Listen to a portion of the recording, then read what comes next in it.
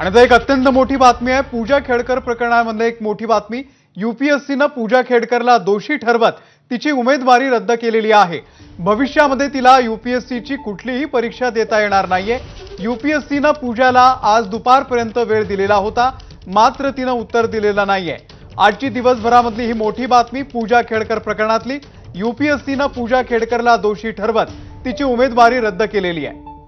मंदार गोंजारी आपले प्रतिनिधी या संदर्भातले अपडेट देतील। मंदार, पूजा खेडकर यांना आता त्यांची उमेदवारी गमावण्याची वेळ आलेली आहे आणि त्याचबरोबर भविष्यामध्ये यूपीएससी कडून ज्या कोणत्या परीक्षा घेतल्या जातील त्या कोणत्याही परीक्षेला पूजा खेडकर यांना बसता येणार नाही, त्या परीक्षा त्यांना देता येणार नाहीत। मात्र महत्त्वाची गोष्ट ही आहे, जी सुरुवातीला मी म्हटलं की त्यांची उमेदवारी गमावण्याची वेळ त्यांच्यावरती आलेली आहे।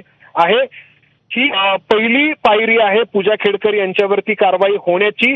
त्यानंतर यूपीएससी कडून पुढे आणखी जी पावलं उचलली जातील त्यामध्ये त्यांचं आयएस हे पद जे आहे, जे आता यूपीएससीने उमेदवारी रद्द केली आहे, ते देखील त्यानंतर काढून घेतलं जाण्याची शक्यता आहे। या ठिकाणी ही गोष्ट महत्त्वाची आहे की आजच पूजा खेडकर यांच्या अटकपूर्व जामीन अर्जावरती दिल्लीतील पतियाळा कोर्टामध्ये सुनावणी झाली आणि या सुनावणीच्या दरम्यान पूजा खेडकर यांच्या वकिलांमार्फत जे मुद्दे मांडले ते मुद्दे एका अर्थाने यूपीएससीने ही कारवाई करून काही तासांमध्येच खोडून काढलेले आहेत। कारण या सुनावणीच्या दरम्यान न्यायालयामधल्या पूजा खेडकर यांच्या वकिलांनी दावा केला होता की पूजा खेडकर यांनी कोणताही गैरप्रकार केलेला नाही आणि त्यांच्या अटकपूर्व जामीन अर्जावरती उद्या 4 वाजता न्यायालय निर्णय देणार आहे।